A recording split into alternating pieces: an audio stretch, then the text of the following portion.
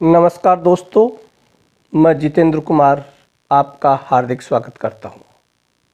लोकसभा चुनाव 2024 के पहले दो चरणों में राजस्थान की सभी 25 लोकसभा सीटों के चुनाव संपन्न हो चुके हैं। दोनों पार्टियों भाजपा कांग्रेस ने अपना भरपूर दमखम के साथ चुनाव प्रचार किया।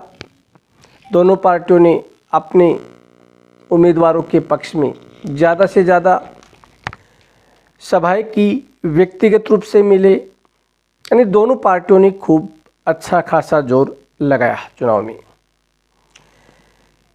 आज हम अपने इस वीडियो में चूरू लोकसभा सीट का विश्लेषण करेंगे। चूरू लोकसभा सीट पर चर्चा करेंगे कि चूरू लोकसभा सीट का परिणाम क्या हो सकता है। राजस्थान की 25 लोकसभा सीटों में चूरू लोकसभा सीट है वो काफ़ी हॉट सीट मानी जा रही है। यहाँ पर जाति के आधार पर चुनाव है वो प्रभावित हो रहे हैं।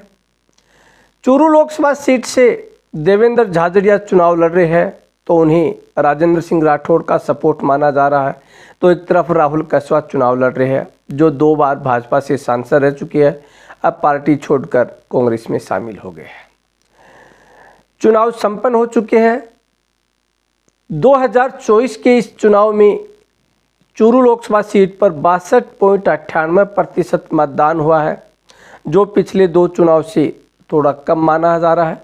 वो है 2009 में 54.41%, तो 14 में 64.54% और 19 में 65% मतदान हुआ था।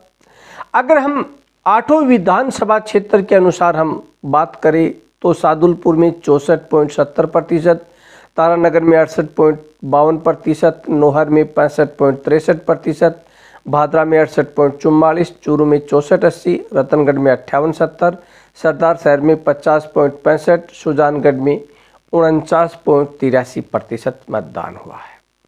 ताज़ा सट्टा बाजार के अनुसार चूरू लोकसभा सीट है वो भाजपा के खाते में जाती हुई दिखाई दे रही है।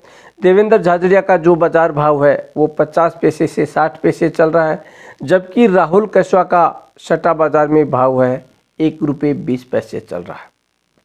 शुरुआती रुझानों में ऐसे लग रहा था कि चूरू लोकसभा सीट है वो कांग्रेस के खाते में जा सकती है, लेकिन चुनाव बाद में जब विश्लेषण हुआ तो लगा कि चूरू लोकसभा सीट पर एक बड़ा भितरघात है वो देखने को मिला है। चूरू लोकसभा सीट की जो 8 विधानसभा क्षेत्र है, जिनमें नोहर, भादरा, सादुलपुर, तारानगर, चूरू, रतनगढ़, सरदार शहर, सुजानगढ़ है। इनमें से चूरू में भाजपा के हरलाल साहनी विधायक है, तो भादरा से संजीव बेनीवाल भाजपा के विधायक है। उसके बाद में हम बात करते हैं सादुलपुर की, यहाँ से बीएसपी के विधायक है मनोज न्यांगली। उसके बाद में जो 5 लोकसभा विधानसभा सीटें हैं, उन 5 विधानसभा सीटों पर कांग्रेस के विधायक है, यानी कुल मिलाकर कांग्रेस का पलड़ा यहाँ पर भारी माना जा रहा है। लेकिन चुनाव के बाद में मिली सूचनाओं के अनुसार कांग्रेस पार्टी में भितरघात की संभावना है वो सबसे ज़्यादा मानी जा रही है। चूरू की राजनीति में सबसे बड़ा राजनीतिक उलटफेर हुआ है, जिसमें राहुल कस्वा है जो लगातार 2 बार सांसद रह चुके थे भाजपा से। उन्होंने पार्टी छोड़कर कांग्रेस ज्वाइन की और कांग्रेस के प्रतिनिधि के रूप में वो चुनाव लड़ रहे हैं। चुनाव के शुरुआती रुझानों के आधार पर माना जा रहा था कि यहाँ से कांग्रेस की स्थिति काफ़ी मजबूत है, लेकिन 19 अप्रैल के चुनाव होने के पश्चात धीरे धीरे जब सट्टा बाजार का आंकलन हुआ तो पता चला कि चूरू की सादुलपुर, भादरा, नोहर और तारानगर, ये 4 लोकसभा विधानसभा क्षेत्र, सादुलपुर, भादरा, नोहर और तारानगर, इन क्षेत्रों में कांग्रेस पार्टी में भारी भितरघात होने की संभावना जताई है। जबकि रतनगढ़ क्षेत्र व सुजानगढ़ क्षेत्र में भाजपा अच्छी खासी बढ़त ले रही है और चूरू विधानसभा क्षेत्र में दोनों प्रत्याशियों के बीच में कड़ी टक्कर है वो देखने को मिल रही है। इस चुनावी रुझानों के अनुसार पर ऐसा लग रहा है कि चूरू की सीट जो कांग्रेस के खाते में जाती हुई दिखाई दे रही थी, मजबूत मानी जा रही थी। अब वो सीट उनके हाथ से जाती हुई नजर आ रही है। अगर इन चारों विधानसभा क्षेत्रों शादुलपुर, भादरा, नोहर और तारानगर में अगर भितरघात हुआ है तो ये सीट है वो कांग्रेस के हाथ से जा सकती है। ये केवल चुनावी रुझानों का आधार है, यानी चुनावी रुझान है, उनके आधार पर यह स्थिति बन रही है, जबकि वास्तविक स्थिति का पता तो 4 जून को ही जब परिणाम जारी होगा उसके बाद में ही पता चलेगा। तब पानी का पानी और दूध का दूध हो जाएगा कि किन क्षेत्रों में भितरघात हुआ है, किन क्षेत्रों में कांग्रेस पार्टी के कार्यकर्ताओं ने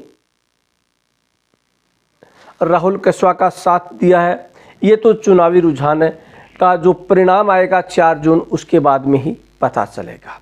कुछ लोग मान रहे हैं कि भाजपा के जो पुराने कार्यकर्ता थे जो राहुल कस्वा के साथ थे, उन्होंने भी ऐन वक्त पर लास्ट में राहुल कस्वा का साथ छोड़ दिया और वो पार्टी के साथ वापिस हो गए।